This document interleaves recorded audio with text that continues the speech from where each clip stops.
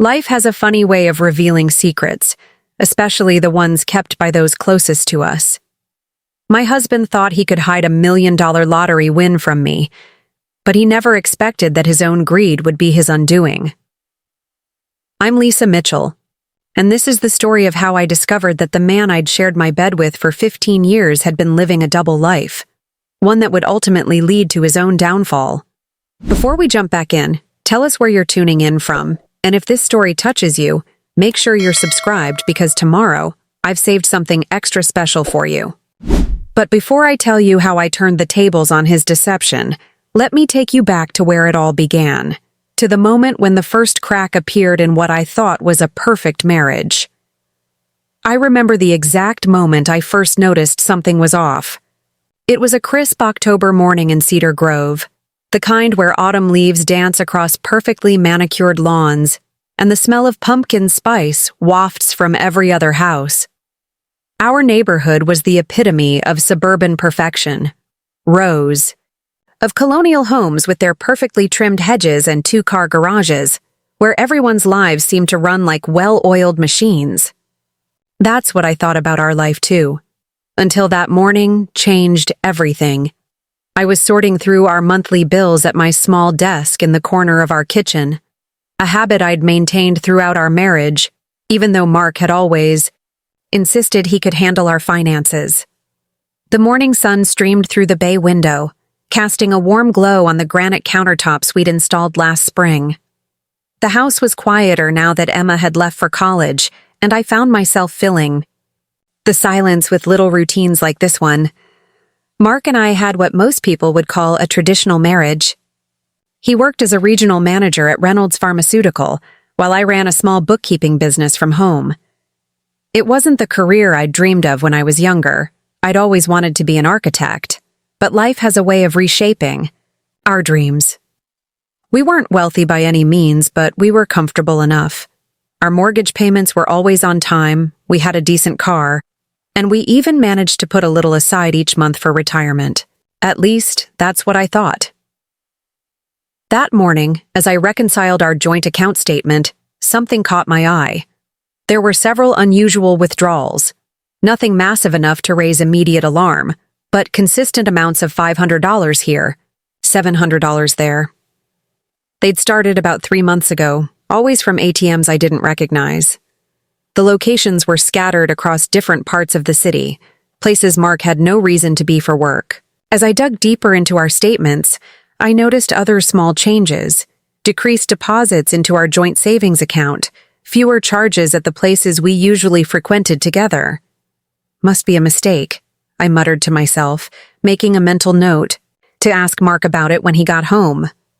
But deep down, a nagging feeling had already taken root. It was the same feeling I'd had when I noticed other small changes in our life together, changes I'd been trying to ignore for months. Our life together had always been predictable, almost to a fault. Mark would leave for work at exactly 7:30 a.m., briefcase in one hand, travel mug of coffee in the other. He'd kiss me goodbye, always on the cheek, never the lips, and head out in his sensible gray sedan. He'd return by 6:15 p.m., unless he had what he called regional meetings, which had become more frequent lately. The predictability had been comforting once, but now it felt like a carefully constructed facade. We lived in a modest 3-bedroom colonial in a quiet suburb of Philadelphia, the kind of neighborhood where everyone knows everyone else's business, but pretends they don't. Mrs. Anderson next door would always be working in her garden, conveniently positioned to observe the comings and goings of every house on the street. Mr. Rodriguez across the way would wash his car every Saturday morning, timing it perfectly to coincide with the neighborhood's peak activity. It was a place where secrets were supposed to be impossible to keep. Yet somehow, my husband had managed to hide something massive right under everyone's nose. Emma, our daughter, had just left for college 2 months ago, and the house felt emptier than ever. Her absence seemed to amplify every creaking floorboard, every tick of the grandfather clock in the hallway. Maybe that's why I'd started paying more attention to the little things, the subtle shifts in our routine that I might have missed before. When life was busier, fuller, like how Mark had suddenly developed an interest in cryptocurrency, something he'd dismissed as a digital pyramid scheme just last year. Or how he'd started taking calls in the garage, claiming the reception was better there. But most notably, how he'd begun suggesting we should live a little more frugally, despite his recent promotion. The signs were all there, like pieces of a puzzle I hadn't realized I was supposed to be solving. That evening, as I prepared dinner, chicken marsala, Mark's favorite, I watched him through the kitchen window as he pulled into the driveway. There was a spring in his step that hadn't been there in years, and he was wearing a new watch. Nothing flashy, but definitely more expensive than his usual taste.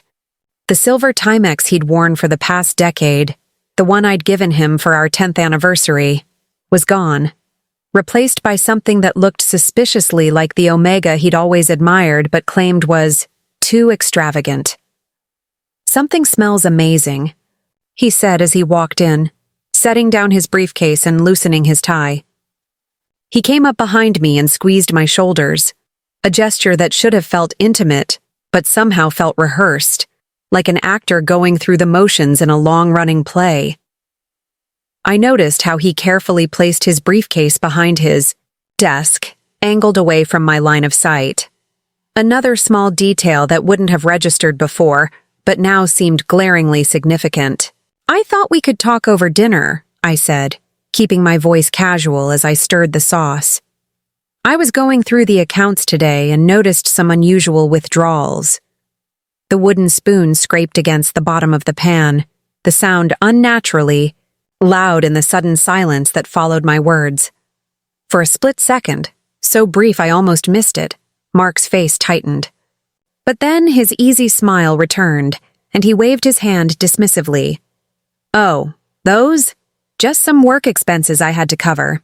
The company's switching to a new reimbursement system. It's all sorted now." The explanation came too quickly, too smoothly, as if he'd rehearsed it. I nodded, serving up the chicken as if his explanation had satisfied me.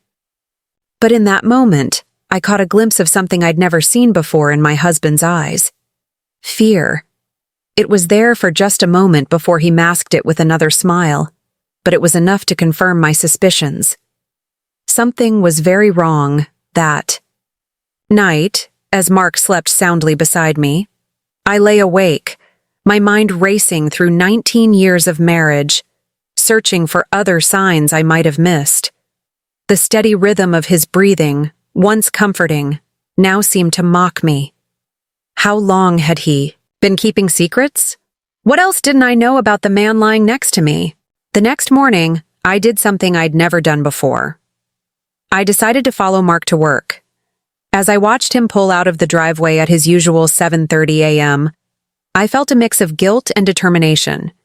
This wasn't something wives were supposed to do in Cedar Grove.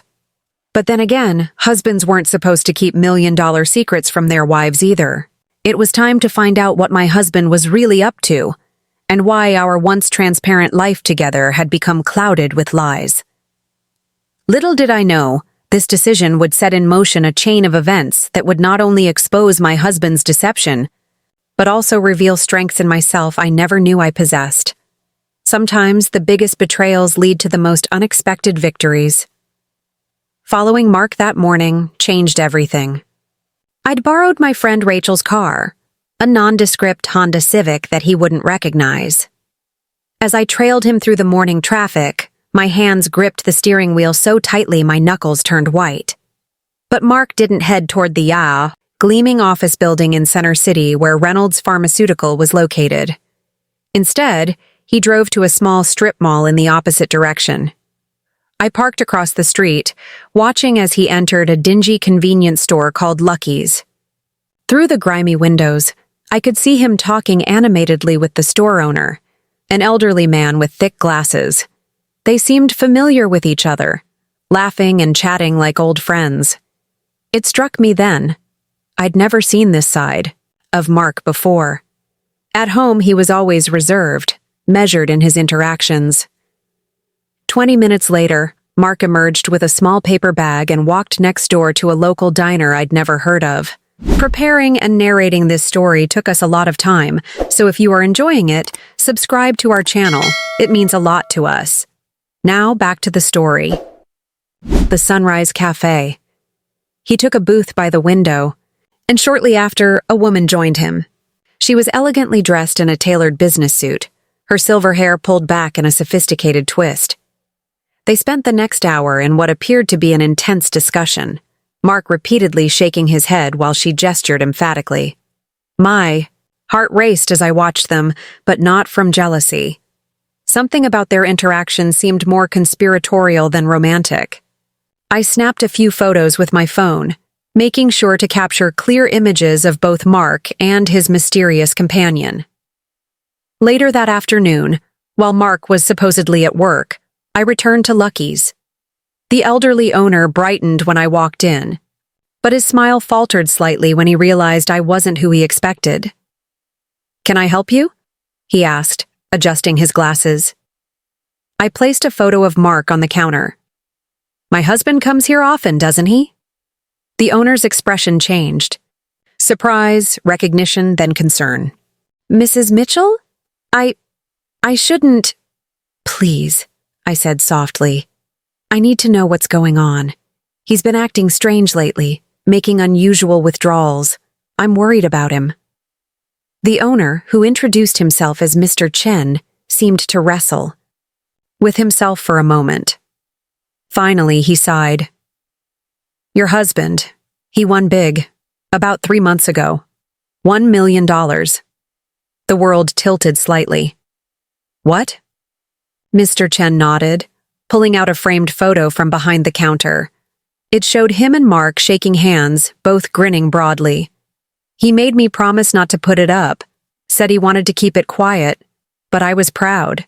Biggest winner in my store's history. As Mr. Chen continued talking, pieces started falling into place. The mysterious withdrawals, the new watch, the secret meetings. "The woman he meets at the diner," I interrupted. "Who is she?" "That's his financial advisor, Mrs. Harrison. They meet here because it's away from your neighborhood. He said he didn't want anyone to know until he had figured out how to... Mr. Chen trailed off, realizing perhaps that he'd said too much. "How to hide it from me," I finished quietly. Leaving Lucky's, I felt numb. The sunny autumn day had turned gray, matching my mood. I drove to a small park nearby and sat on a bench, trying to process what I'd learned. My husband of 19 years had won $1 million and deliberately hidden it from me. The magnitude of this betrayal was staggering. I pulled out my phone and Googled Mrs. Harrison Financial Advisor. Several hits came up for Victoria Harrison, a private wealth manager specializing in discrete asset management and wealth protection. Her office was in an upscale building downtown, far from both our home and Mark's workplace. As I sat there, a memory surfaced. 2 months ago, Mark had casually mentioned updating our wills. "Just routine," he'd said. "With Emma in college, we should make sure everything's in order." I'd agreed, signing the papers he'd brought home without reading them carefully. Now I wondered what exactly I'd signed. My phone buzzed. A text from Mark. "Working late tonight, don't wait up." Another lie to add to the growing pile. I drove home and headed straight for his home office. In 15 years, I'd never gone through his things, respecting his privacy even when sharing a life together. That respect felt foolish now. In the bottom drawer of his desk, beneath a stack of old magazines, I found a folder labeled Personal, Private. Inside were bank statements for an account I'd never seen before, opened 3 months ago at a bank across town. The balance made my hands shake. $857,332.19. There were also documents from Victoria Harrison's firm, outlining investment strategies for individual assets. My name wasn't mentioned anywhere, but it was the last document that made my blood run cold. It was a copy of our updated will, or rather, Mark's new will, creating a trust in his name alone. He'd used the lottery money to set up a trust that would pass to Emma directly, bypassing me entirely. The paper trembled in my hands as fury replaced shock. A sudden noise made me jump, the garage door opening. Mark was home early, despite his text. I quickly replaced everything, my heart pounding as I slipped out of his office and into the kitchen. I grabbed a pot and filled it with water, trying to look busy as he walked in. "Hey, I thought you were working late," I said, proud of how steady my voice sounded. "Meeting got canceled," he replied, loosening his tie. "What's for dinner?" "I thought I'd make pasta," I said, watching him carefully. "How was your day? Anything interesting happen?" He shrugged, the lie coming easily. Same old, just meetings and paperwork." I nodded, turning back to the stove so he wouldn't see my face. In that moment, I made a decision. Mark thought he was being clever, protecting his windfall from his wife of 19 years. But he'd forgotten something crucial. I was a bookkeeper. I understood money, numbers, and most importantly, I understood the law. Two could play at this game, and I was about to show my husband that he wasn't the only one who could be clever. As I started dinner, my mind was already formulating a plan. Mark had no idea that his careful house of cards was about to come crashing down, and I would be the one holding the winning hand. Knowledge is power, but timing is everything. For 3 days after discovering Mark's secret, I maintained a perfect facade of normalcy while setting my pieces on the board. Each morning, I'd kiss him goodbye, pretending I didn't know that his important meetings were actually sessions with Victoria Harrison, plotting how to protect his newfound wealth from me. My first move was to contact Sophia Martinez, an old client from my bookkeeping business who happened to be one of Philadelphia's most respected divorce attorneys. I'd helped her organize her firm's finances for years, and she owed me a favor after I'd caught a significant error that had saved her thousands in tax penalties. "Lisa," Sophia said, studying me across her mahogany desk in her corner office overlooking Rittenhouse Square. "Are you absolutely certain about this? $1 million is significant, but not life-changing money in today's world." I leaned forward, my voice steady. "It's not about the money, Sophia. It's about the betrayal.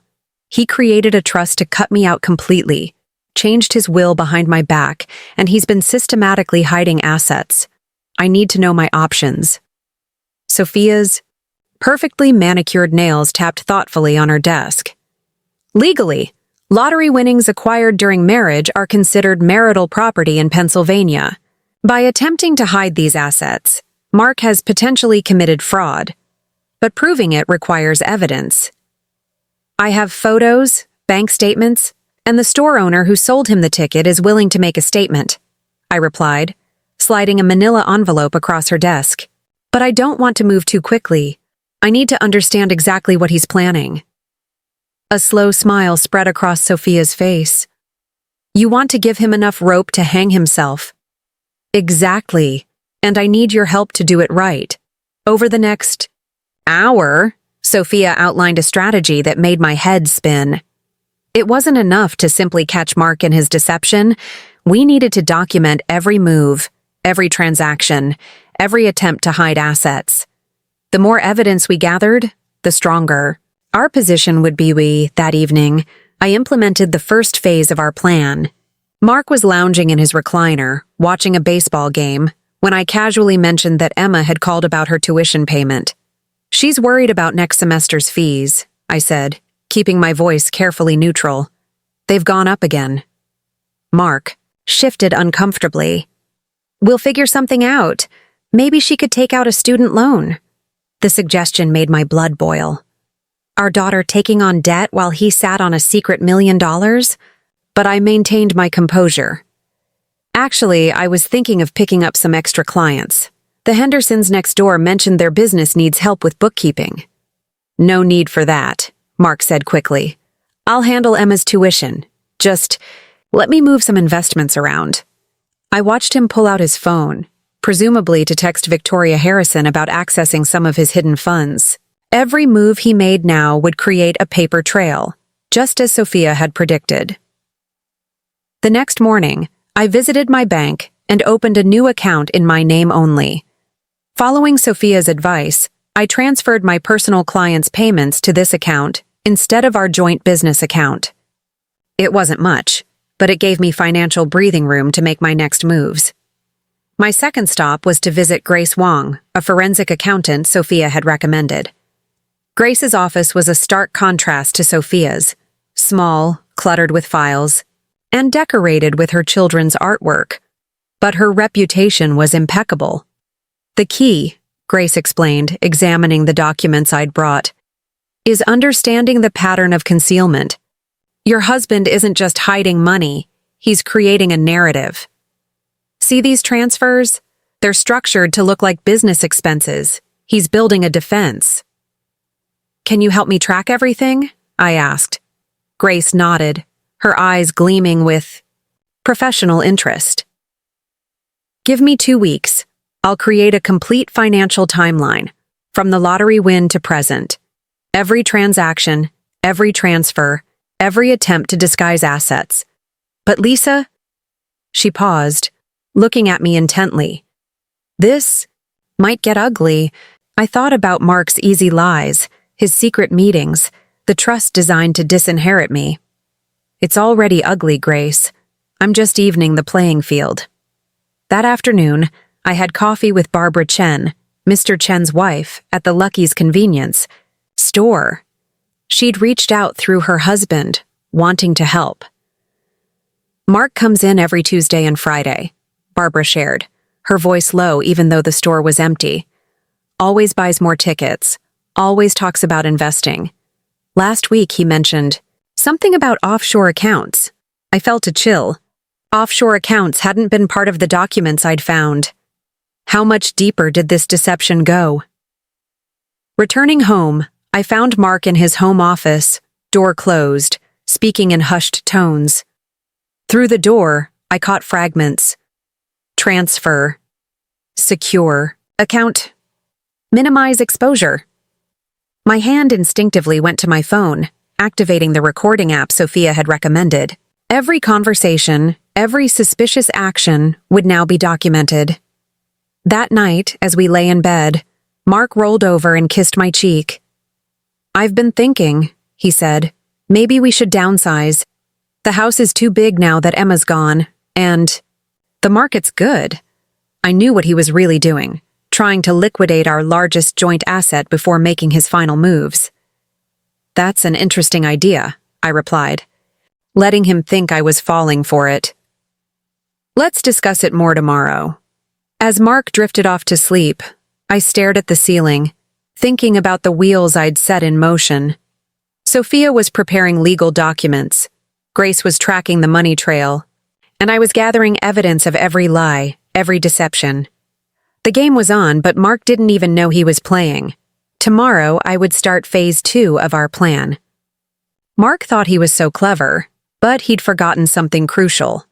I'd spent 19 years managing our finances, understanding money flows, learning the intricacies of business law through my work. He might have won the lottery, but he was about to learn a hard lesson about underestimating his wife.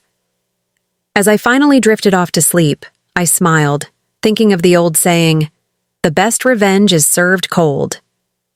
Mine wouldn't just be cold, it would be precisely calculated, legally documented, and absolutely devastating. Phase 2 began with a simple coffee mug, specifically the one Mark had left in his car. As I went to retrieve it one morning, feigning the dutiful wife, I noticed something that made me pause. Tucked into the center console was a business card for Cayman International Banking. The pieces of the puzzle were shifting into an even darker pattern than I'd imagined. I snapped a quick photo with my phone before heading back inside. Within minutes, I'd sent it to Grace Wong, who responded almost immediately. "This changes everything. Coming to your office in an hour."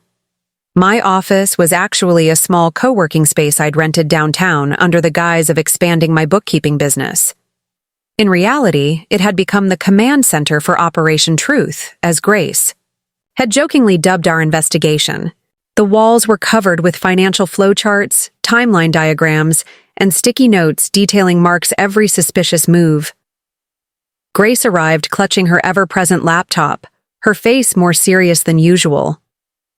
Offshore accounts aren't just about hiding money, she explained, pulling up various documents. They're about creating layers of protection.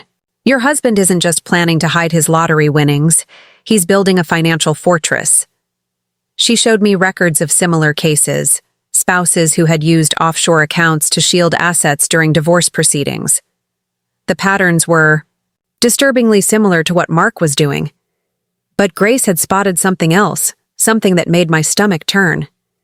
These transfers, she pointed to a series of transactions. They're too clean, too organized. This isn't amateur hour. Someone with serious financial expertise is helping him. Victoria Harrison, I murmured, thinking of the silver-haired woman from the diner. No, Grace shook her head. Someone bigger. These transactions have corporate fingerprints all over them. I think Victoria Harrison is just the front person. A quick background check revealed that Harrison's firm was actually a subsidiary of Global Wealth Partners, a massive financial services company known for its creative wealth management strategies. Mark hadn't just hired a financial advisor, he'd enlisted a whole corporate machine to help him hide his winnings. That afternoon, I had lunch with Rachel Thompson, my closest friend and a real estate agent. We met at a new bistro far from our usual haunts, where there was no chance of running into anyone we knew. He's been asking about property values, Rachel revealed, stirring her salad absently. Not just here, he's been inquiring about condos, in Florida, specifically in areas known for their protective property laws. I felt a chill. Florida's homestead exemption could protect millions in real estate from creditors, or from spouses during divorce proceedings. Mark was playing a deeper game than I'd realized. There's more, Rachel continued, lowering her voice. He specifically asked about properties that could be purchased through LLCs. When I mentioned that my firm requires spouse signatures for married clients, he suddenly lost interest. Back at my co-working space, I met with Jake Martinez, Sophia's private investigator. Jake was ex-military, with sharp eyes that missed nothing and a talent for following money trails. Your husband's been busy, he said, spreading photos across my desk. They showed Mark entering various banks across the city, meeting with men in expensive suits, carrying folders thick with documents. But here's what's interesting. He's not just visiting banks. He's been to 3 different law firms, specializing in asset protection. One photo in particular caught my eye. It showed Mark shaking hands with a distinguished-looking man outside a sleek office building. Who's that? Robert Chen, Jake replied. No relation to your convenience store friends. He's one of the top asset protection attorneys in the state. His specialty? Helping wealthy clients shield their assets during divorce. The implications were clear. Mark wasn't just hiding money. He was preparing for war. But what he didn't know was that I was already 3 steps ahead of him. That evening, I attended a charity fundraiser at the local country club, an event I knew Mark would skip, claiming work commitments. As I circulated among Philadelphia's elite, I kept my ears open and my wine glass full. The wealthy have loose lips when they think they're among friends. Did you hear about Harrison's new client? One woman whispered to another, not realizing I was within earshot. Apparently, she's helping some lucky lottery winner protect his millions from his gold-digging wife. I almost laughed. If they only knew the wife in question was standing right beside them, champagne in hand, collecting every juicy detail of their gossip. Later that night, as I prepared for bed, Mark called to say he was working late again. Through the background noise, I could hear the distinct sounds of an airport terminal. A quick check of my phone showed his location. He was at Philadelphia International Airport, nowhere near his office. I sent a quick text to Jake, who confirmed what I suspected. Mark had booked a flight to Grand Cayman, leaving tomorrow morning. The pieces were falling into place faster than I'd anticipated. but two could play at that game. While Mark was busy building his financial fortress, I'd been constructing something of my own, a case so airtight it would make his head spin. Every transaction, every meeting, every lie was documented, photographed, and filed. His elaborate scheme to hide his lottery winnings was about to become Exhibit A in a case that would shock even his high-priced lawyers. As I lay in bed that night, alone again, I thought about how far we'd come from that simple convenience store lottery ticket. Mark thought he was being clever, but he'd made one crucial mistake. He'd underestimated the very woman who had managed his finances for the past 19 years. Tomorrow, he would board a flight to the Cayman Islands, thinking he was one step closer to securing his secret fortune. Little did he know, every move he made only strengthened my position. The warning signs were all there. He just wasn't the one who'd learned to read them. I closed my eyes, a small smile playing on my lips. Let him build his castle of lies. When the time came, I would show him that even the strongest fortress can crumble when built on a foundation of deception. The morning Mark returned from his Cayman Islands trip, everything changed. I was in the kitchen when I heard his key in the door, earlier than expected. He strode in with an air of triumph he couldn't quite conceal, like a cat who'd successfully hidden a mouse. But I had a surprise of my own waiting. "The bank called," I announced casually, not looking up from my coffee. "They said there's an issue with our joint account. Something about unusual international wire transfers." The color drained from Mark's face. "I'll handle it," he said quickly, reaching for his phone. But I wasn't finished. Actually, I already spoke with them. Interesting conversation. "Did you know that transferring large sums of money without declaring them is called structuring?" The bank manager seemed very concerned about it. Mark's phone clattered to the counter. "You did what?" His voice had taken on an edge I'd never heard before. "Oh, and Victoria Harrison's office called too. I told them you were out of the country. They seemed surprised. Apparently you had an urgent meeting scheduled about some trust arrangements. The GI." Kitchen suddenly felt very small as Mark advanced toward me, his facade of calm cracking. "You've been going through my things." It wasn't a question. "No, Mark. I've been protecting our family's interests." "There's a difference." I met his gaze, steadily. "Would you like to explain the $1 million you've been hiding?" The silence that followed was deafening. Then Mark did something unexpected. He laughed. Not a warm laugh, but a cold, calculating chuckle that sent chills down my spine. "Prove it," he sneered. "You've got nothing but suspicions and coincidences. I've made sure of that." I pulled out my phone and played a recording. His conversation with Mr. Chen at Lucky's, discussing the lottery win. Mark's smirk faltered. "That's illegal," he sputtered. "You can't record people without their consent." "Pennsylvania is a two-party consent state," I agreed. "Except in cases of suspected fraud. Interesting exception, isn't it? My lawyer thought so too." The mention of a lawyer hit him like a physical blow. "You got a lawyer?" His voice rose. "Behind." "My back?" Ironic choice of words, don't you think? I kept my voice level. "Considering what you've been doing behind mine." Mark ran his hands through his hair, his composure completely shattered. "You don't understand. I had plans for that money. Investments, opportunities. I wasn't going to waste it on what, Mark? On our daughter's education? On our retirement? On the life we built together?" Each question seemed to hit him like a dart. "Or were you planning to use it all on your little project in the Caymans?" His head snapped up. "How did you know about that?" "I know everything, Mark. The offshore, accounts, the meetings with Robert Chen, the property searches in Florida. Did you really think you could hide it all from me? I'm a bookkeeper, for God's sake. Numbers are what I do." Mark slumped against the counter, his arrogance deflating. "It wasn't supposed to be like this. I was going to tell you eventually once everything was set up properly." "Set up properly?" I echoed. You mean once you'd legally protected every penny from me? Once you'd modified our will to cut me out? Once you'd hidden enough in offshore accounts that I couldn't touch it? I earned that money, he shouted suddenly, his fist slamming down on the counter. My ticket, my win. Our marriage, our life, our laws, I countered. But please, keep talking. My lawyer will love hearing how you earned a random lottery win that you've been illegally hiding from your spouse. Mark's face contorted with rage. For a moment, I thought he might actually strike me.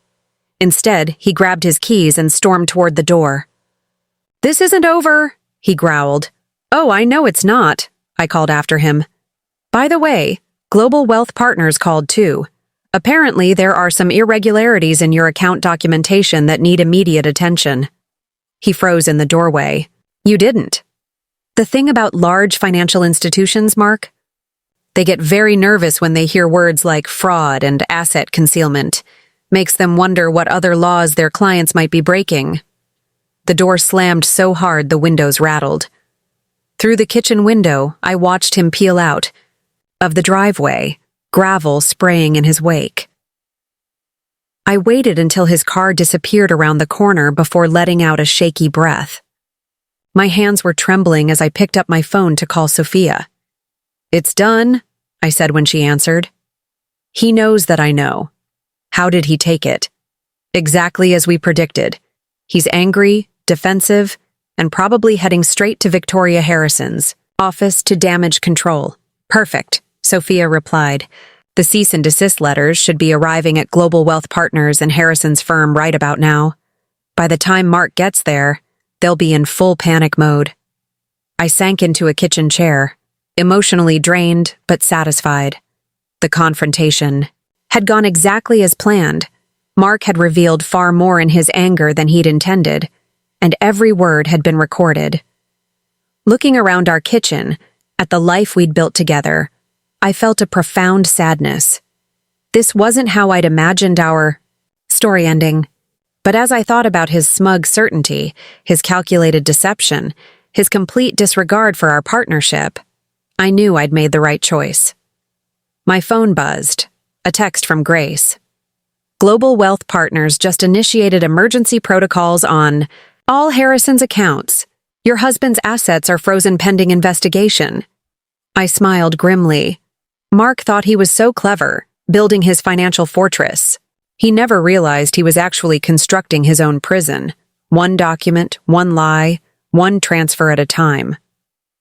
The game wasn't over, but the pieces were now in position. Mark had played his hand, thinking he held all the cards. Now it was my turn, and I was about to show him what a real winning hand looked like. The call came at 3 a.m., a number I didn't recognize. Mrs. Mitchell? This is Officer Reynolds from the Philadelphia Police Department. There's been an incident at your home. I'd been staying at Rachel's house since the confrontation, a decision that proved prescient when Officer Reynolds described the scene. Mark had broken into our house in a drunken rage, ransacking my home office, apparently searching for documents. Instead of finding evidence of his financial misdeeds, he'd found carefully crafted decoys I'd left behind. Your security cameras caught everything, Officer Reynolds explained. Security cameras Mark didn't know I'd installed weeks ago, their footage backing up directly to my lawyer's secure server. Standing in our destroyed home office the next morning, watching police photographers document the chaos, I felt an odd sense of calm. Even in destruction, Mark had played right into my hands. We can add breaking and entering to the list of charges, Sophia said, surveying the damage, along with attempted destruction of evidence and violation of fiduciary duty. The judge will love this. But Mark's rampage had revealed something unexpected. Among the scattered papers was a document I'd never seen before, a life insurance policy. On me, taken out 3 months ago, right after his lottery win. The beneficiary, a trust in the Cayman Islands. This is dark, Grace whispered, examining the policy. The premium is astronomical. They only charge this much for high-risk cases.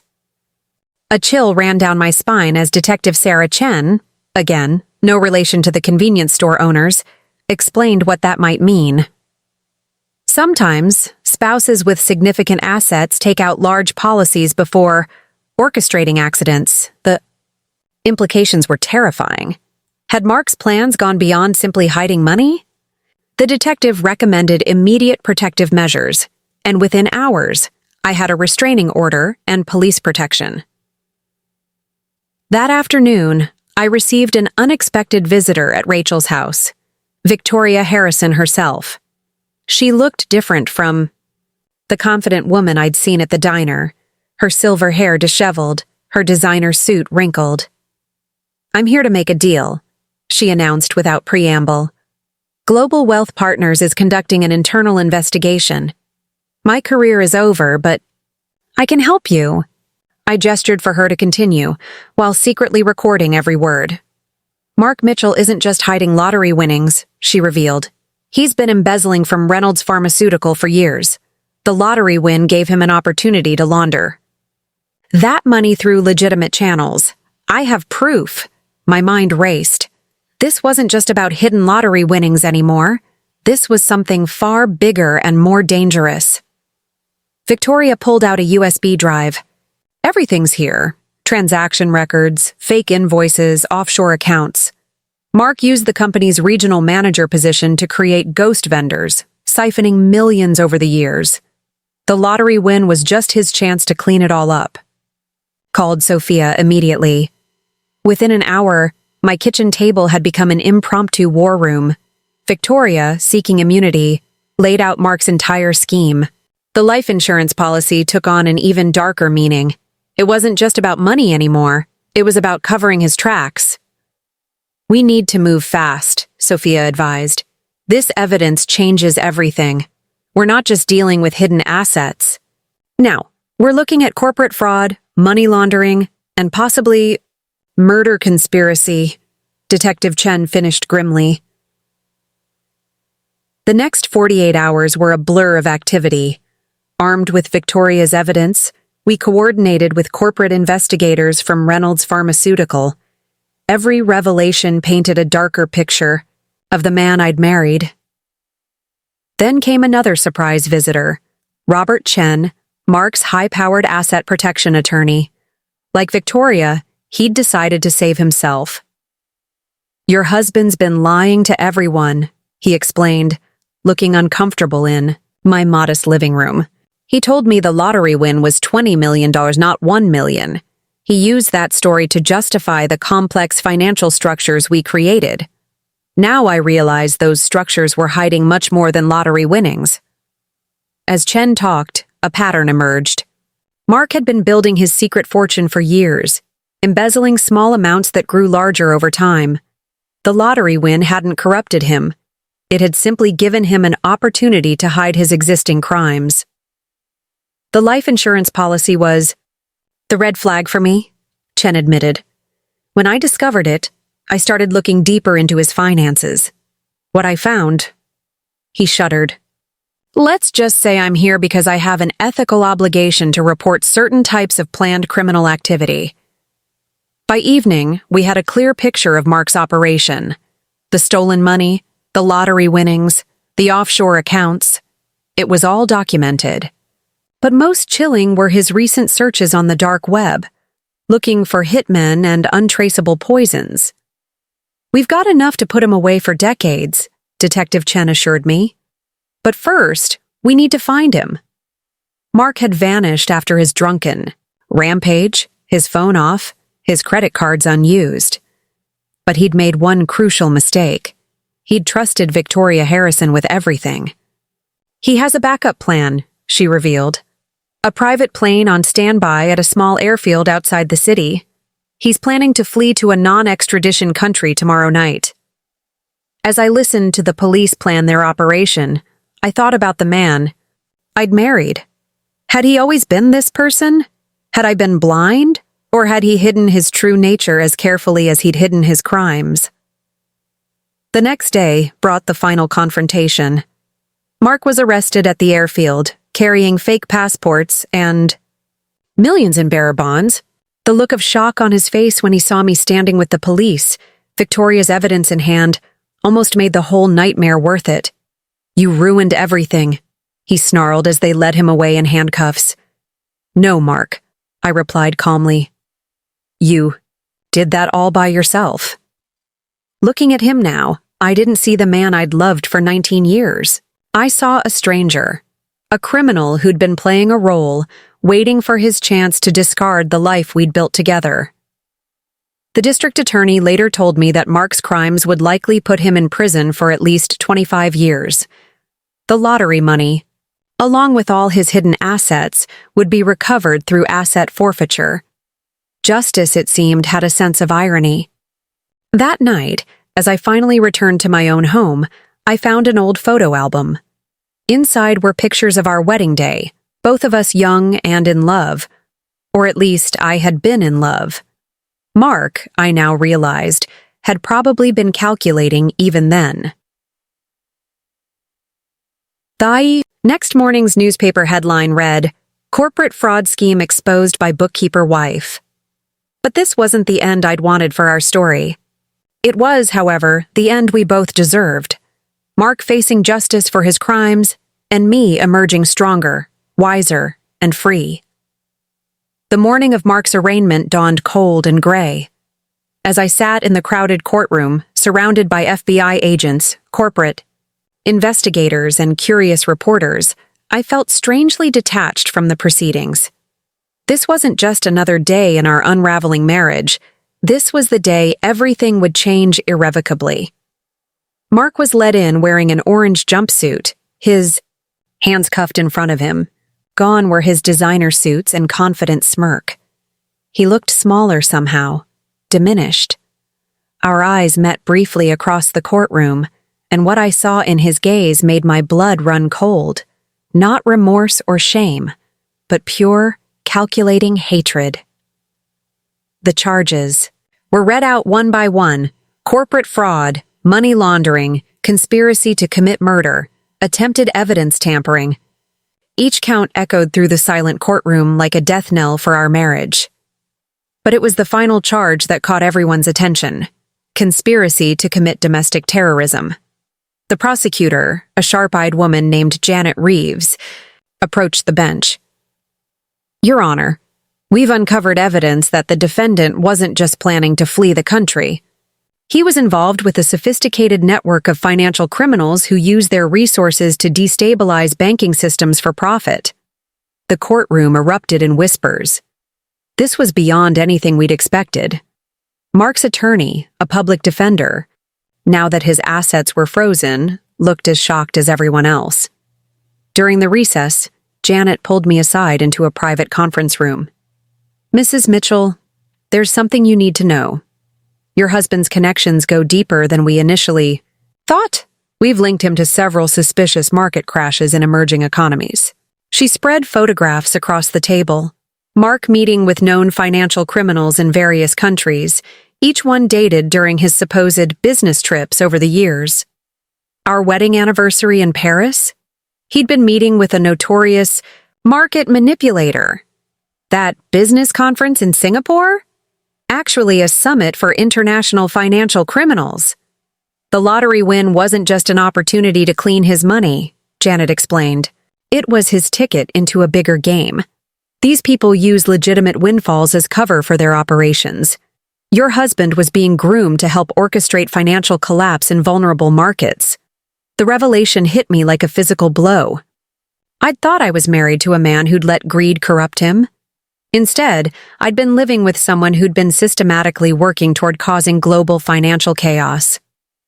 Back in the courtroom, Mark's true nature finally emerged. When the judge denied bail due to flight risk and the severity of the charges, he lost control. "You think you've won?" he shouted, turning to face me. "You have no idea what's coming. They'll find you." As federal marshals dragged him away, I realized this wasn't just about divorce anymore. I would need protection, not just from Mark, but from his criminal associates. That evening, I met with Agent Sarah Keller of the FBI's Financial Crimes Unit in a secure location. "We're moving you into witness protection," she announced without preamble. Mark's associates have already made threats against other whistleblowers. But my life is here, I protested. My business, my friends, your life as Lisa Mitchell. Ended the moment you exposed their operation, she replied gently. The question now is what your new life will look like. As Agent Keller outlined the witness protection program, my mind wandered to all the little moments that had led to this. The lottery ticket that had started it all, the careful investigation, the discovery of Mark's true nature. Each step had seemed necessary at the time, but had I known where it would lead... There's something else, Agent Keller added, interrupting my thoughts. We found this in Mark's private server. She showed me a video file, footage of me going, about my daily routine, time-stamped over several months. He'd been surveillance you long before the lottery win. We think he was gathering information, looking for ways to make your eventual disappearance look accidental. The implications were staggering. Mark hadn't just been planning to hide money from me. He'd been planning my death, methodically documenting my routines to ensure it would appear natural. Later that night, as I packed a small bag under FBI supervision, I found an old birthday card from Mark. To my loving wife, it read, who makes every day brighter. The words, once precious, now seemed like lines from a horror story. How many of his expressions of love had been calculated performances? Rachel arrived to say goodbye, tears streaming down her face. I can't believe this is happening, she whispered as we hugged. Will I ever see you again? Someday, I promised, though we both knew it might not be true. When it's safe. As I was led to a waiting federal vehicle, I took one last look at our house, the home we'd built together, the life I'd thought was real. In the gathering dusk, it looked like a stage set, as artificial as my marriage had been. Agent Keller handed me a new passport, driver's license, and social security card. The name on them was unfamiliar, Jennifer Collins. This is who you are now, she said. Lisa Mitchell no longer exists. As we drove away into the night, I thought about the irony of it all. Mark had played a long game, building an elaborate facade to hide his true nature. In the end, his deception had forced me to do the same, to become someone else entirely, to disappear as completely as his hidden millions. The city lights faded behind us as we headed toward my new life. I didn't know where I was going or what challenges lay ahead. But I knew one thing. The woman who had trusted blindly, who had believed in love and partnership, was gone. In her place was someone stronger, someone who had learned the hard way that sometimes the greatest dangers wear the mask of love. The breaking point hadn't just shattered my marriage, it had shattered my entire world. But from those fragments, I would build something new, something entirely my own. My first 6 months as Jennifer Collins passed in a blur of unfamiliar faces and new routines. The FBI had relocated me to a quiet suburb of Seattle, about as far from Philadelphia as they could get while keeping me on American soil. I'd been given a job as a financial analyst at a local tech startup, an ironic placement given my history, but one that made use of my skills. The morning everything changed again started like any other. I was reviewing quarterly reports when my secure phone, the one only Agent Keller could reach me on, buzzed with an urgent message, "Turn on the news, now." The headline made my coffee cup slip from my fingers. International Financial Conspiracy Exposed. Whistleblower dead in apparent suicide.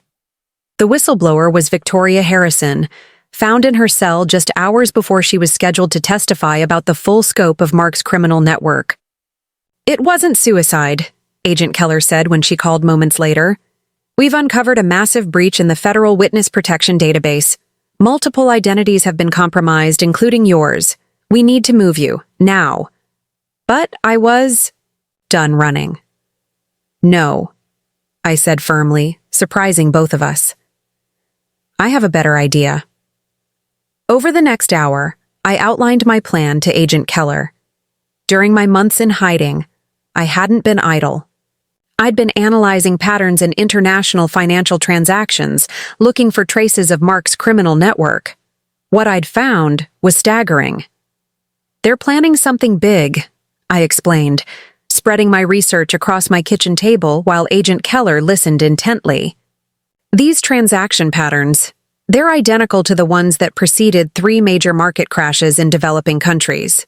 But this time, they're targeting something bigger." My analysis had revealed a complex web of transactions all pointing toward a coordinated attack on the Asian financial markets, set to trigger a global economic crisis. The lottery money that had started this whole saga was just a tiny piece of a much larger puzzle. "The evidence is hidden in plain sight," I continued, pulling up spreadsheets on my laptop. "They're using cryptocurrency exchanges to mask their movements, but if you know what to look for..." Agent Keller studied my findings, her expression growing more serious by the minute. "This is bigger than we thought, but why show me this now?" "Because they're going to come for me anyway," I replied. "Victoria's death proves that. Instead of hiding, I want to set a trap." My plan was dangerous but simple. Use myself as bait, to draw out Mark's associates while simultaneously exposing their entire operation. The key was timing. We needed them to think they had the upper hand right until the moment they didn't. Over the next week, we put the pieces in motion. I accidentally exposed my location through a carefully orchestrated series of digital breadcrumbs. Meanwhile, I worked with the FBI's cybercrime unit to document every transaction, every connection, every piece of evidence that could bring down the entire network. The trap was baited with something they couldn't resist: evidence of their upcoming market manipulation scheme, apparently vulnerable on my laptop. All we had to do was wait. They took the bait sooner than expected.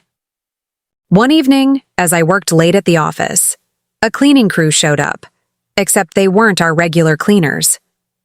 Through my hidden camera feed, I watched them systematically search my office, downloading files from my computer. "They've got..." "The files," I texted Agent Keller. "Initiate Phase 2. What they'd downloaded wasn't evidence. It was a sophisticated tracking program disguised as financial data. As they accessed the files from their secure servers, the program began mapping their entire network, revealing connections and locations we'd never have found otherwise. But the real surprise came 3 days later. I was in a secure FBI facility, monitoring the operation, when we intercepted a video call between the conspirators. There, sitting at the head of the table in his prison jumpsuit, was Mark. "He's been running the operation from inside," Agent Keller breathed. The whole time, we watched as Mark outlined the final stage of their plan: a coordinated attack on Asian markets that would trigger a global financial meltdown. They were going to use the chaos to multiply their hidden assets exponentially while destroying millions of lives in the process. "The wife was a setback," Mark was saying, "but she's been dealt with. Proceed as planned." I felt a chill at his casual dismissal of my expected elimination. This was the man I'd loved, the father of my child, calmly ordering my death while plotting. Global economic disaster. But his confidence was his weakness. While they thought they were acting in secret, every word, every plan, every connection was being documented and traced. The FBI's net was closing, and they had no idea. The final phase of our counter-operation began at dawn. Coordinated raids hit 30 locations simultaneously across 12 countries. Banking servers were seized, assets frozen, conspirators arrested. The evidence I'd helped gather was irrefutable. I watched the operation unfold from a secure command center, each success another brick in the wall between my old life and whatever came next. Mark's empire wasn't just crumbling.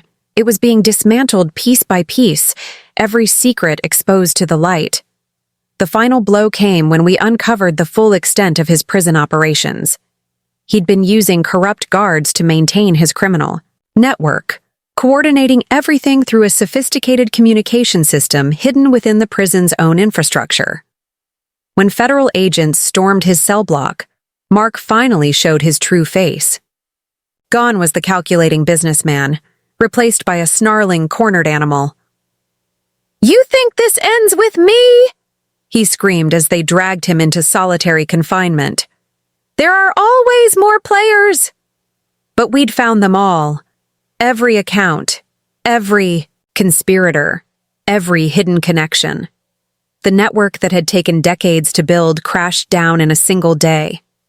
Standing in that command center, watching the aftermath of our operation unfold on multiple screens, I felt something I hadn't experienced since this whole nightmare began: peace. Not because we'd won, though we had, but because I'd finally seen the truth about my marriage in perfect clarity. Mark hadn't been corrupted by money or power. He'd been corrupt all along, wearing a mask of normalcy while orchestrating destruction. The lottery win hadn't changed him. It had just given him the opportunity to expand his true nature. Agent Keller touched my shoulder gently. "Ready for your new life?" I shook my head. "No more hiding. I want to help take down operations like this. I understand their methods, their thinking. I can make a difference." She smiled. "I was hoping you'd say that. How do you feel about a career change?" As we left the command center, I thought about all the other people out there living with monsters they couldn't see. Maybe, just maybe, I could help expose them too. The game hadn't ended. It had just changed. And this time, I was playing by my own rules. My transformation from Jennifer Collins to Special Consultant Catherine Kate Morgan was seamless. The FBI's Financial Crimes Division had created an entirely new identity for me, complete with credentials that would withstand any scrutiny. My mission: to help identify and prevent financial crimes before they could devastate lives like mine, had been destroyed. 6 months into my new role, a case landed on my desk that made my blood run cold. A series of lottery winners across 3 states had vanished without a trace. Their winnings, totaling over $30 million, had been transferred through a complex web of accounts before disappearing into the ether. "The pattern's familiar," I told Agent Keller as we reviewed the files in our secure office overlooking the Potomac. "But something's not right. It's too obvious, too similar to Mark's operation." "You think it's a copycat?" she asked, studying the transaction records spread across her desk. "No," I replied, my instincts screaming. "I think it's a message. Look at the dates." Each disappearance had occurred on significant dates from my life with Mark: our anniversary, Emma's birthday, the day I'd discovered his lottery win. Someone was trying to get my attention. Further investigation revealed a disturbing truth. The missing lottery winners weren't dead. They were hiding, their identities erased and replaced just like mine had been. But unlike me, they weren't running from danger. They were part of something bigger. "They're building a network," I realized, mapping the connections on our secure system. Using the same playbook Mark used, but with a twist. They're not just hiding money. They're creating a shadow economy. The evidence led us to a luxury resort in the Bahamas. Under the guise of a financial consulting conference, I checked in as Kate Morgan, my new identity allowing me to move freely in the world of high finance. The conference seemed legitimate enough. Presentations on investment, strategies, networking events, cocktail parties by the pool. But beneath the surface, something darker was brewing. I spotted her on the second day, Victoria Harrison, very much alive and definitely not dead in a prison cell. She was using a different name, but I'd never forget the silver hair or the calculated grace with which she moved through a room. "Found our ghost," I murmured into my concealed microphone. Agent Keller's team, posing as hotel staff, immediately began surveillance. That evening, I received an invitation to a private investment seminar in one of the resort's beachfront villas. The handwriting on the note was hauntingly familiar. Victoria's elegant script hadn't changed. "It's a trap," Agent Keller warned through my earpiece as I approached the villa. "I'm counting on it," I replied, straightening my designer blazer and checking that my panic button was secure beneath my watch. Victoria was waiting alone, sipping champagne on the terrace. "I wondered how long it would take you to find us," she said without turning around. "You always were cleverer than Mark gave you credit for." "The prison suicide was a nice touch," I replied, accepting the glass she offered. "How did you manage it?" She smiled, the same predatory smile I remembered. "The same way we manage everything: money, connections, and perfect timing. The body they found had my DNA because it was my twin sister, a tragic sacrifice for the greater good." "And what greater good would that be?" Victoria gestured toward the ocean. "Look around you. The world's financial system is a house of cards, built on lies and manipulation. We're not trying to destroy it. We're creating an alternative. A system where the rules are clear. Everyone's out for themselves. No pretense of morality or fairness." "Using stolen lottery winnings as seed money," I added. "Clever. The winners disappear willingly because you offer them a choice. Keep their old lives with modest winnings, or join your network and multiply their money exponentially." "Precisely." Victoria turned to face me fully. "Which brings me to why you're here. We want you to join us." I raised an eyebrow. "After what happened with Mark?" "Mark was a fool," she dismissed. "He let personal grudges cloud his judgment. We're offering you a real opportunity. Your skills, your experience with both sides of the law, you're perfect for our organization." As she spoke, I noticed movement in my peripheral vision. We weren't alone on the terrace anymore. Dark figures had taken up positions at each exit. "And if I refuse," Victoria's smile turned cold, "then I'm afraid this lovely evening will have a less pleasant ending. We can't risk you interfering with our plans." I took another sip of champagne, buying time. Through my earpiece, I could hear Agent Keller's team moving into position. Everything was going according to plan. "You know what your mistake was, Victoria?" I set down my glass carefully. "You assumed I was here to shut you down." Her eyes narrowed. "Aren't you?"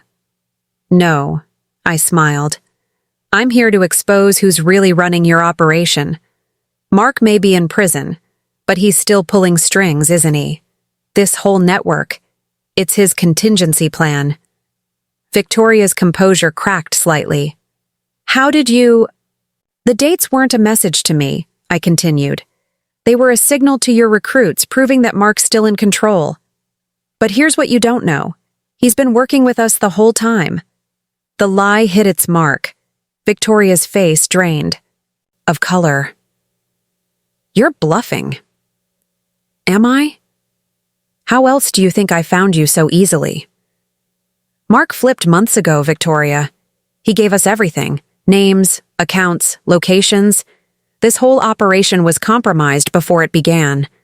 The sound of helicopters filled the air as FBI tactical teams rappelled onto the terrace. Victoria's security team, caught off guard, was quickly subdued. "You played me," Victoria said as agents secured her hands behind her back. "I learned from the best," I replied. "You, Mark, this whole network. You taught me that the biggest victories often hide the deadliest traps." Later, as we cataloged the evidence seized from the villa, Agent Keller joined me on the terrace. "Mark's going to be furious when he finds out we used his name to bring down his backup plan." I watched the sunrise over the ocean, thinking about how far I'd come from that naive woman who'd discovered her husband's lottery secret. Let him be angry. He taught me the value of a good bluff. It's only fitting that it helped destroy everything he built. The false victory had been Victoria's, thinking she could recruit me.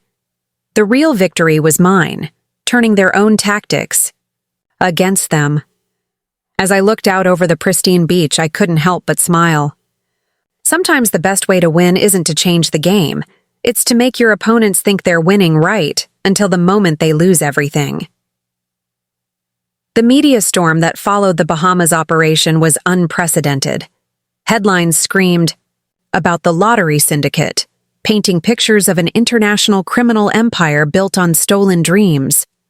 But while reporters focused on Victoria Harrison's dramatic arrest, I was discovering something far more disturbing in the encrypted files we'd seized. Take a look at this, I told Agent Keller, pulling up a series of documents on our secure terminal. We were back in D.C., working from a specially designated task force office. These aren't just financial records, they're psychological profiles. The files contained detailed assessments of every lottery winner they'd approached, analyzing everything from family relationships to personal insecurities. They weren't just looking for people who'd say yes to their scheme. They were identifying individuals who could be molded into perfect criminal accomplices. They were creating an army, Agent Keller murmured, scanning the profiles.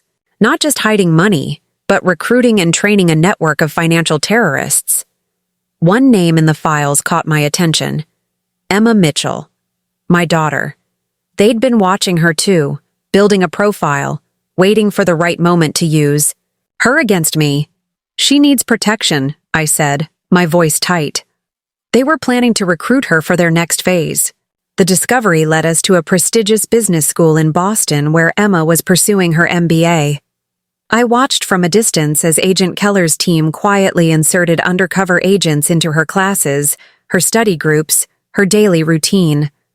My daughter would never know how close she'd come to being drawn into this web. But the profiles revealed something else, a pattern we'd missed.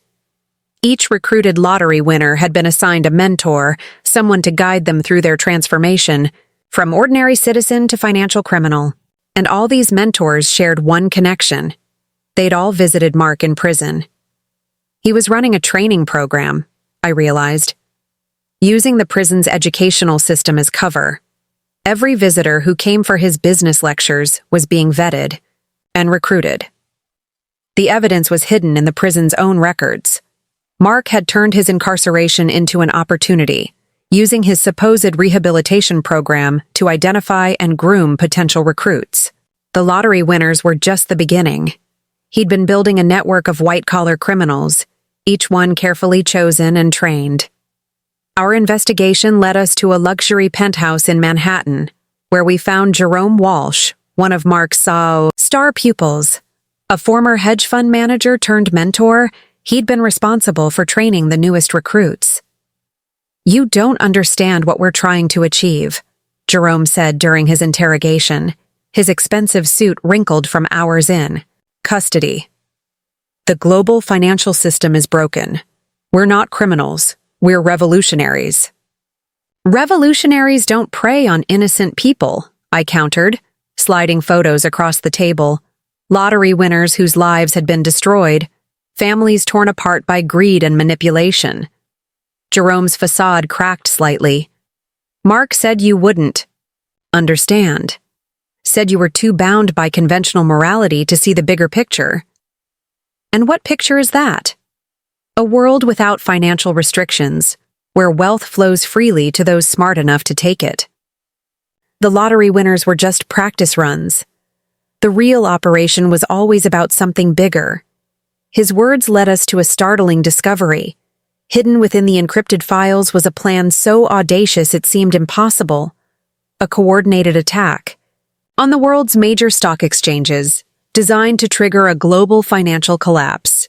They were going to use the chaos to seize control of key financial institutions, I explained to a room full of FBI officials and Treasury agents. The lottery scheme wasn't just about money, it was about creating a network of operatives, positioned throughout the financial sector. The investigation expanded rapidly. Every day brought new revelations, new connections, new understanding of how deep the conspiracy ran. Banks, investment firms, even government agencies, Mark's network had infiltrated them all. But the biggest shock came when we discovered the true extent of Emma's involvement. She hadn't just been a potential target, she'd already been approached, though not in the way we'd expected. Professor Lawrence Richardson, Emma told me during a carefully arranged meeting in a secure FBI facility. It was the first time I'd seen her in person, since going into witness protection. "He's been mentoring me, offering career guidance. He said he knew Dad."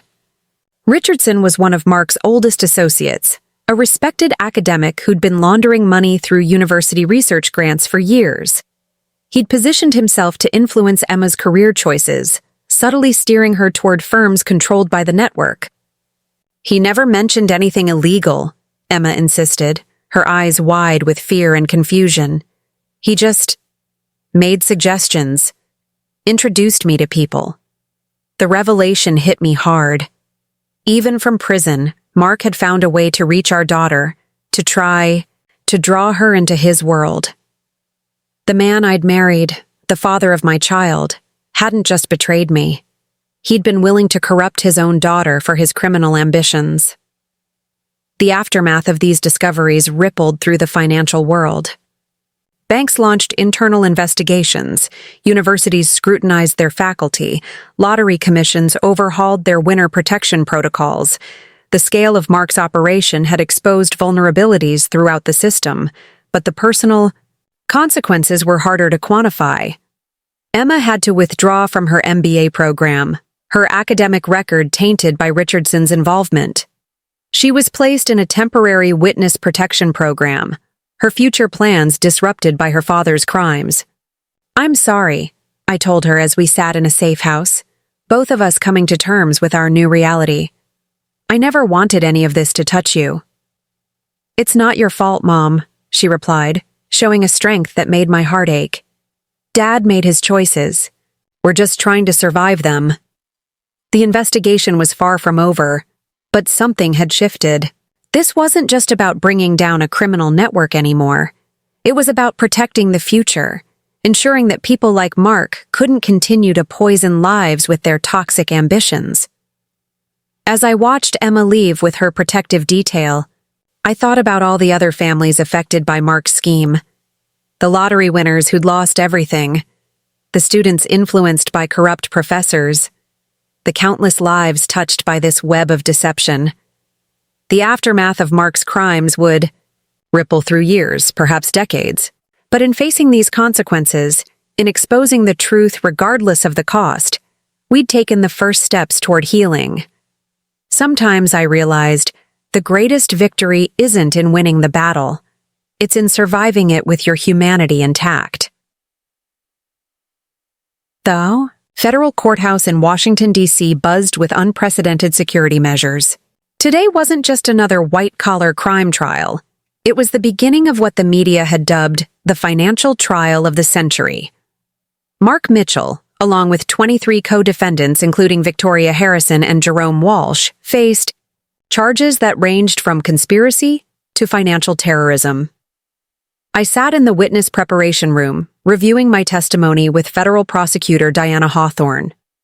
Unlike the local courts where our divorce had begun, this was a different arena, entirely. The mahogany-paneled walls and heavy security presence reflected the gravity of what we were about to unveil. "Remember," Diana said, adjusting her wire-rimmed glasses, "they're going to try to discredit you by painting this as a vindictive ex-wife's revenge plot. We need to keep the focus on the evidence." But Mark's defense team had other plans. As I took the stand that morning, I faced not just one attorney, but a panel of 5 high-powered lawyers, each representing different aspects of the criminal enterprise we'd uncovered. "Mrs. Mitchell," began Maxwell Sterling, Mark's lead attorney, "isn't it true that you initiated this investigation only after discovering your husband's lottery win? A win that you felt entitled to?" I met his gaze steadily. "I initiated nothing. I discovered financial irregularities that any competent bookkeeper would have questioned. The criminal enterprise your client was running revealed itself through his own actions. The questioning grew more aggressive. They tried to paint me as an opportunist, a failed wife who'd manufactured evidence out of spite, but they hadn't counted on what came next. "Your Honor," Diana called out, "the prosecution calls James Chen to the stand." The courtroom stirred as a young man in his early 30s approached the witness box. I recognized him immediately. Mr. Chen's son, the one who'd helped manage the security cameras at Lucky's convenience store. "Mr. Chen," Diana began, "please tell the court about the sophisticated surveillance system your father's store employed." James outlined how he'd helped install and maintain a state-of-the-art security system, complete with audio recording capabilities. Then came the bombshell. He'd kept every recording from the past 5 years, including Mark's conversations about his plans. "Objection!" Sterling shouted. "These recordings were obtained without consent." "Overruled," Judge Marissa Rodriguez responded. The store clearly displayed notices about audio and video surveillance. By entering the premises, the defendant acknowledged and accepted these conditions. The recordings were damning. We heard Mark discussing not just the lottery win, but his larger operation, the recruitment of winners, the manipulation of financial markets, the planned stock exchange attacks. His own voice betrayed him, calm and calculated as he plotted global economic chaos. But the true turning point came during the cross-examination of Victoria Harrison. She'd agreed to testify against Mark in exchange for a reduced sentence, but nobody expected what she revealed. The lottery scheme wasn't Mark's idea originally, she testified, her silver hair gleaming under the courtroom lights. It was adapted from a similar operation in Eastern Europe, one that had successfully destabilized several smaller economies. Mark saw the potential to scale it up, to use American lottery winners as pawns in a larger game. She proceeded to outline an international network of financial criminals, each playing their part in a grand scheme to reshape the global economy through carefully orchestrated chaos. Mark hadn't just been a participant, he'd been an architect, designing new ways to exploit the system. The defense team's strategy crumbled as Victoria methodically exposed every aspect of the operation. She provided dates, names, account numbers, details that corroborated every piece of evidence we'd gathered. During a court recess, I found myself face to face with Mark for the first time since his arrest. He was being led to a conference room when our paths crossed in a secured corridor. "You still don't get it, do you?" he said, his voice eerily calm.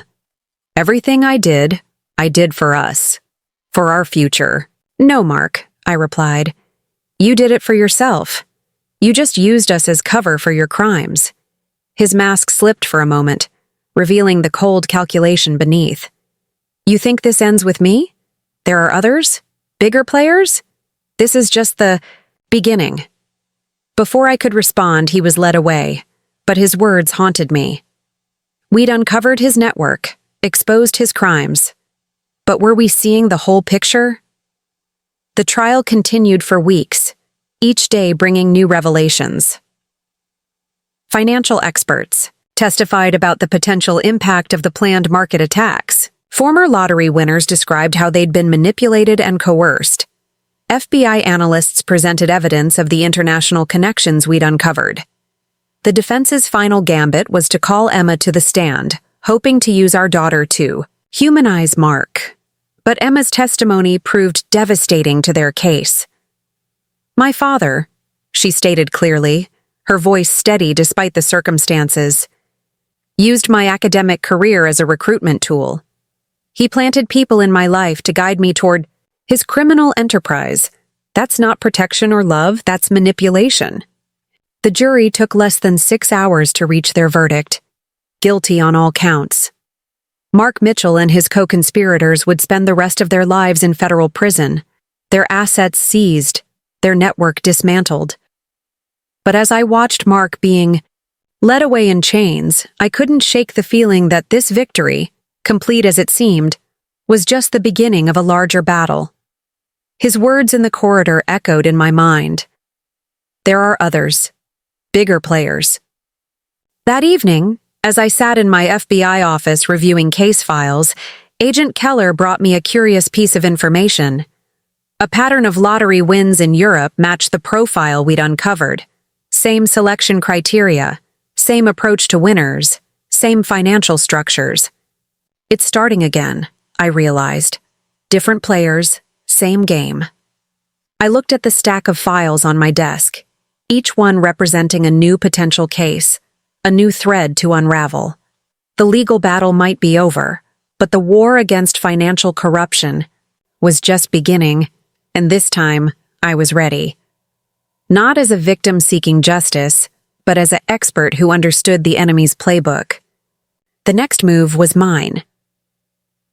5 years have passed since Mark's conviction, and I barely recognize my life anymore. Gone is Lisa Mitchell, the trusting bookkeeper whose husband hit a lottery win. Gone, too, is Kate Morgan, the FBI consultant, who helped bring down an international financial crime network. Today, I'm Dr. Sarah Anderson, heading the newly formed Financial Crimes Prevention Unit at Quantico. Standing at the podium of Harvard Business School's largest auditorium, I face a sea of eager faces, tomorrow's financial leaders. The irony isn't lost on me. This was where Professor Richardson once groomed students for Mark's network. Now, I'm here to teach them how to fight financial corruption. Financial crime isn't just about money, I begin, my voice carrying across the hushed room. It's about trust, the trust we place in institutions, in systems, and in people. When that trust is betrayed, it damages more than bank accounts. It damages the very fabric of society. Among the students, I spot Emma in the back row. After completing her MBA at Stanford, far from her father's influence, she'd joined the SEC's Enforcement Division. Today, she's one of my guest speakers, proof that we can choose our own paths despite our heritage. "Mom," she says later, as we walk through Harvard Yard, fallen leaves crunching beneath our feet. "Did you see today's news? They've identified another lottery scheme in Southeast Asia." I nod, having already reviewed the reports. The pattern was familiar, but with crucial differences. They're evolving, adapting to our preventive measures. But so are we. Our unit had developed sophisticated algorithms to detect potential lottery-related financial crimes. Every major win was now screened through multiple layers of protection. The days of using lottery winners as pawns in larger financial schemes were numbered. Later that evening, I visit Mark in the federal Supermax facility where he'll spend the rest of his life. Not because I need closure. I found that long ago. But because he's finally agreed to reveal information about the bigger players he'd mentioned. He's aged considerably, his once confident demeanor replaced by a worn weariness. "You were right," he says without preamble. "About everything. The network, the manipulation, all of it. But what you don't know is who really controlled it all." For the next hour, Mark outlines a structure so vast and intricate it takes my breath away. Global financial institutions, government, officials, even religious organizations, all interconnected in a web of corruption that made his operation look like a small-time scheme. "Why tell me this now?" I ask as he finishes. "Because they're planning something bigger than anything we attempted, and because," he hesitates, showing genuine emotion for the first time in years.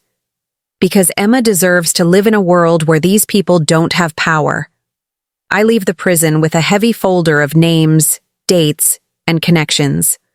But more importantly, I leave with the knowledge that even the most hardened criminal can find a shred of humanity when it comes to protecting their child. That night, I host a dinner at my Georgetown townhouse. Around my table sit the people who've become my true family. Agent Keller, now the FBI's deputy director, Sophia Martinez, heading the Justice Department's Financial Crimes Division, Grace Wong, running her own forensic accounting firm, and Emma, her own path now firmly established.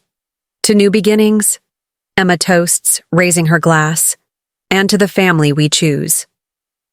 As we share stories and plans, I realize how far we've all come.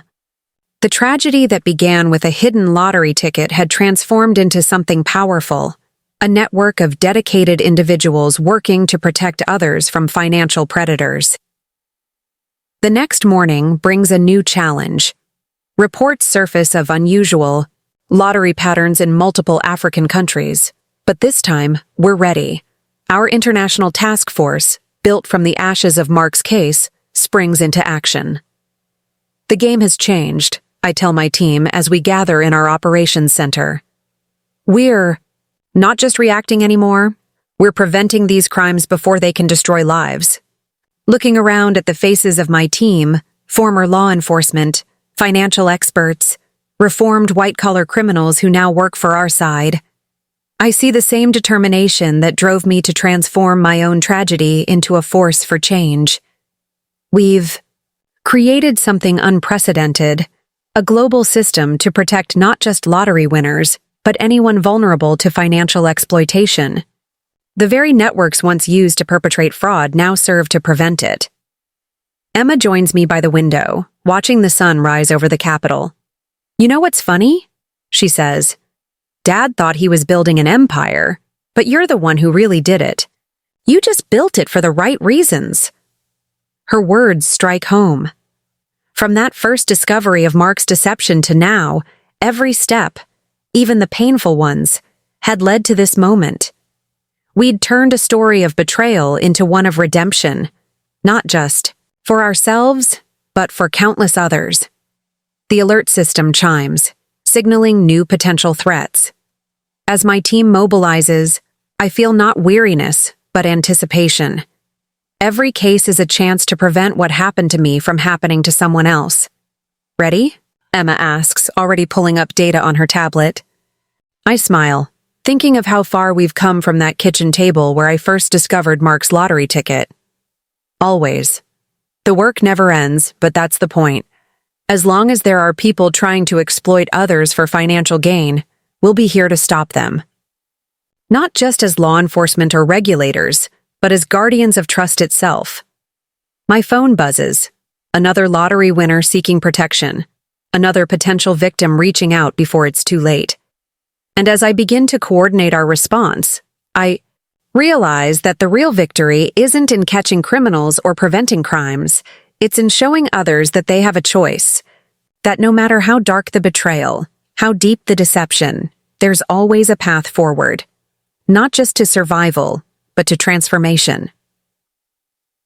The tragedy that began with a hidden lottery ticket didn't end with Mark's conviction or the dismantling of his network.